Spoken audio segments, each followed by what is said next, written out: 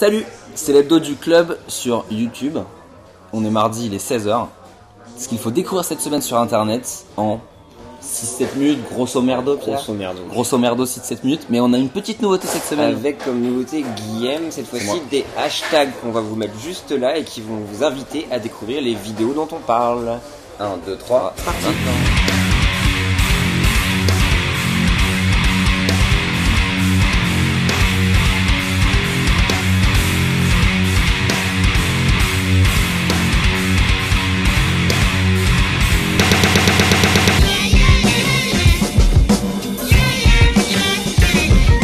Cette semaine, on va vous parler de Sonic Highways, cette nouvelle série documentaire sur HBO qui nous parle des Foo Fighters et de leur nouveau projet. Et oui, les Foo Fighters se sont décidés d'enregistrer un nouvel album et comme contrainte d'enregistrer chaque chanson dans une ville différente.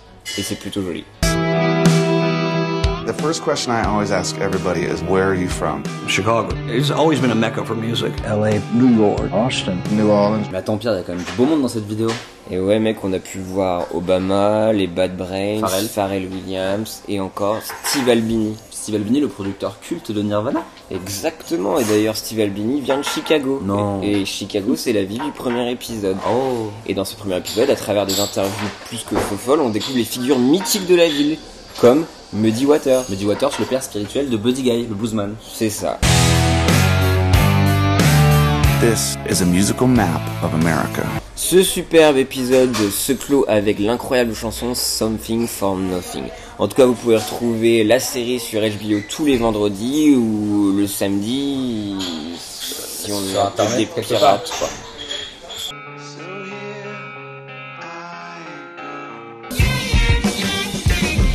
Après le Surgeon Simulator, le jeu déjà mythique qui vous mettait dans la peau d'un chirurgien plutôt maladroit et débutant,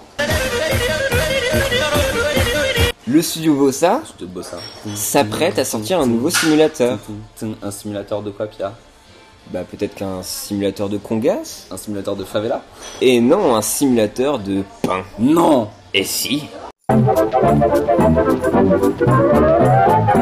On sait pas si on incarnera un pain de mie ou un pain complet, mais en tout cas vous allez devoir explorer la maison. Ah bah du coup attends, c'est ni pain de mie ni pain complet, c'est plutôt pain perdu. Et en plus de ça, c'est un peu comme un Goat Simulator, donc du coup ah ouais, à le mon jeu de chèvre. avis, c'est ça. Et vous allez devoir faire des tartinages en tout genre ou des cascades complètement faux-folles.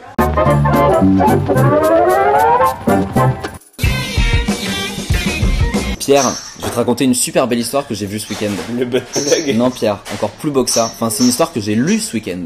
Oh, lecteur de livres. Non, pas lecteur de livres Pierre, lecteur d'articles du New York Times. Là où une mère raconte que son fils autiste est devenu meilleur pote avec Siri. Mais là, l'ambition, c'est vraiment d'aller encore plus loin et quasiment de permettre une conversation en langage naturel. Tout commence avec une liste BuzzFeed des 21 trucs qu'on pouvait faire avec Siri, comme quoi ces trucs-là, ça sert à quelque chose. Et dans la liste, il y avait notamment demander à Siri quels avions passent au-dessus de nos têtes. Quand on a fait le test devant son gosse, il a trouvé ça ouf. Pourquoi? Ben en fait, quand on lui a demandé, il a dit que c'était parce qu'il voulait savoir à qui il faisait coucou. Oh. Depuis ce jour, une vraie relation d'amitié s'est liée entre Siri et Gus, le petit de 13 ans. Ouais, c'est mignon, hein. En fait, le petit Gus, il a trouvé en Siri un pote à qui il pouvait poser 1000 fois la même question sans qu'il s'énerve, à qui il pouvait demander tout et n'importe quoi, Siri lui répondrait, et avec tous les détails dont il avait besoin. Par exemple, demander la météo sur 15 jours dans une ville perdue des États-Unis, Siri, il lui dit là. Ce qui fait que Jérôme, toi qui n'as pas d'amis, tu vas pouvoir avoir un ami virtuel, J'ai Siri. enfin un ami. C'est exactement. formidable. Donc c'est Toi Pierre, t'as déjà utilisé Siri? Enfin, je l'ai plutôt insulté. Et ça s'est passé comment? Bah, bof. Bah tu vois, il y a plein de failles qui sont pointées du doigt par les techno-geeks qui sont des vraies réussites pour Gus. Bon déjà le côté qui reproduit pas vraiment une conversation, ça Gus il s'en fout. Et en plus il y a un truc où avec la reconnaissance vocale, il est obligé de parler très distinctement et très clairement pour que son nouveau copain le comprenne. Donc de s'appliquer. Bah ouais, du coup il s'applique et il apprend à parler beaucoup mieux, à articuler, etc. Et ça c'est un vrai truc. Là où plein de gens faisaient des comparaisons avec Her et le film de Spike Jonze, moi j'y vois plutôt un truc un peu amer sur l'amour et la solitude. Là c'est une vraie avancée technologique. Et en fait, même les créateurs de Siri ont essayé de travailler avec des autistes pour essayer de travailler sur cette partie-là de l'utilisation technologique. Ah, de faire un peu de thérapeutique et les aider. Exactement. Et tu vois, c'est un truc qui était pas forcément prévu à la base, un truc très très geek, très très virtuel, qui a une application très importante dans le réel. Moi je trouve ça hyper beau. Et du coup ça m'a donné envie de télécharger Siri pour avoir des vraies conversations avec lui. Ah, t'as pas d'amis. Ça va. Oh la poêle. Ah, c'est chaud. Et je vais vous parler aussi d'un beau documentaire sur Richard Turner. Richard Turner qui est un des plus grands magiciens encore en vie, mais il a une espèce de particularité.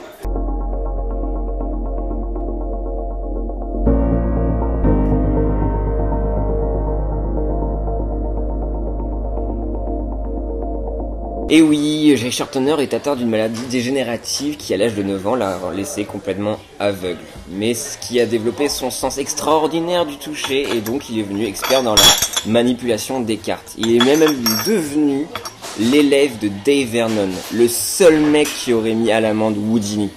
Si c'est pas ouf, c'est ouf. He does practice 16 hours a day. He never puts the cards down. Donc je vous invite à découvrir ce beau documentaire où on peut voir que le mec est complètement boulimique de la vie et qu'il est même champion de karaté.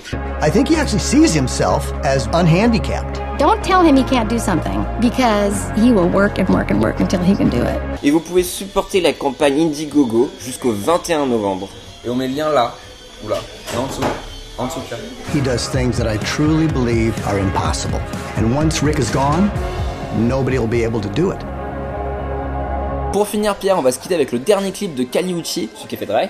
Mais non, Pierre, Kali Uchis, c'est une chanteuse R&B pop colombienne dont on avait déjà parlé dans le tout premier épisode du club il y a très longtemps.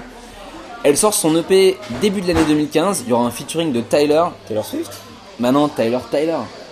On lance le clip dans 30 secondes. Mais d'abord, le temps de vous dire de vous abonner à la chaîne YouTube, de vous liker la page Facebook, la page du club, de nous suivre sur Twitter, le compte du club. Tous les liens dont on a parlé depuis le début en barre d'infos. Des petits bloopers à la fin. Mais là, tout de suite, un extrait du clip. Bisous.